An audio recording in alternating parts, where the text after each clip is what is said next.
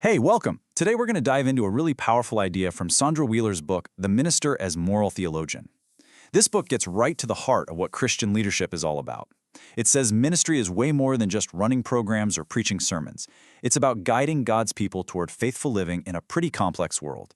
And it all starts with one single challenging question. So I want to start by asking you something directly, especially if you're in any kind of leadership role, a pastor, a parent, a teacher, whatever it may be.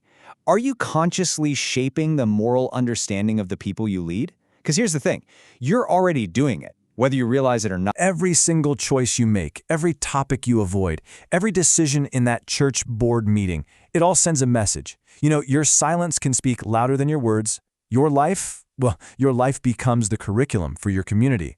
So the point is, teaching ethics, it's not optional for a leader. It's happening right now. Okay, so this brings us to what Wheeler calls the unavoidable calling of every Christian leader.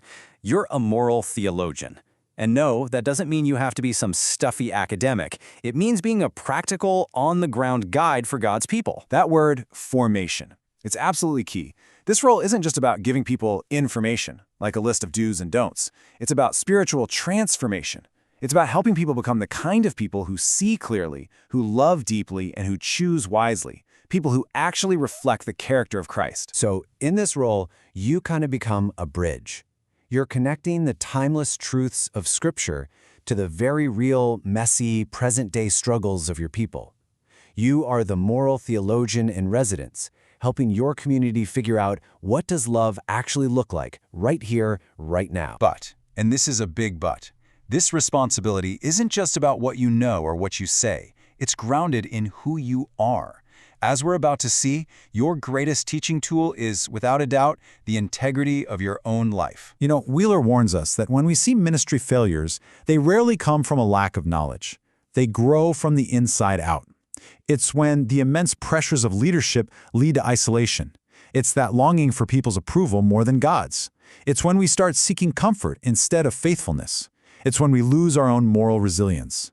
And that's exactly why tending to our own spiritual and emotional health isn't a luxury, it's a sacred duty. There's an old Quaker phrase that just says it all. Let your life speak. Your community is watching. They're taking cues from how you handle pressure, how you manage money, how you treat the person who cleans the church. Your life is the sermon that people see all week long. And look, this is not a call to be perfect. It's a call to be intentional and faithful in your living. So if we're called to lead these deep moral conversations, how in the world we do it wisely?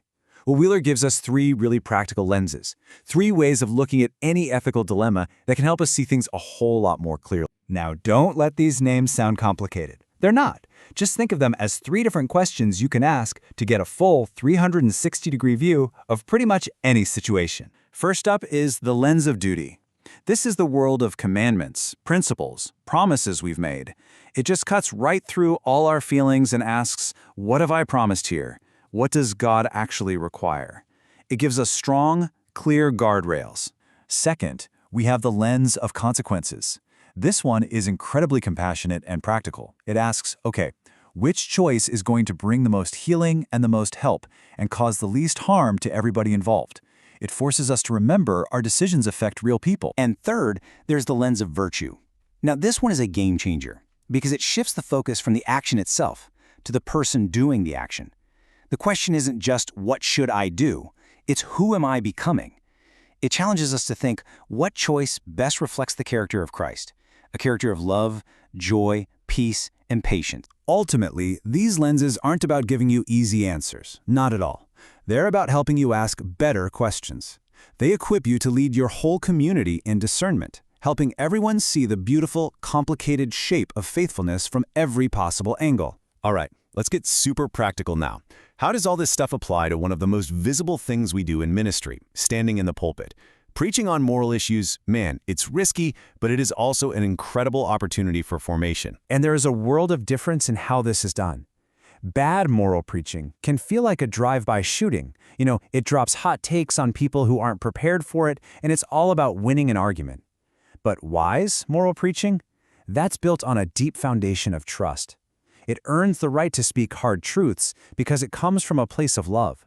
The goal isn't just to be right. The goal is to be redemptive. Let this sink in. Being biblically correct is simply not enough.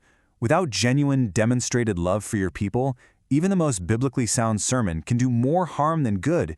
It'll just feel like judgment instead of an invitation to grow closer to Christ. Your love is what prepares the soil of people's hearts for the seed of truth to actually take root. Okay, we've covered the calling, the character, and the tools of a moral theologian. But knowledge doesn't mean a whole lot without action. So let's bring this all home with one final practical step. So here is the challenge. The next time you or your team is facing a tough decision, I want you to go beyond just asking, what's the easiest way out of this? Instead, try using one of these lenses. Ask, what is our duty here? Or what outcome would be the most loving to everyone? Or even, who are we becoming as a people if we make this choice? Just start with one better question. Because asking those better questions, it always brings us back to the one big question that lies underneath them all. As a leader, as a follower of Christ, your great task is to help your community and yourself discover the answer to this: what is the concrete shape of God's love in your specific time and in your specific place?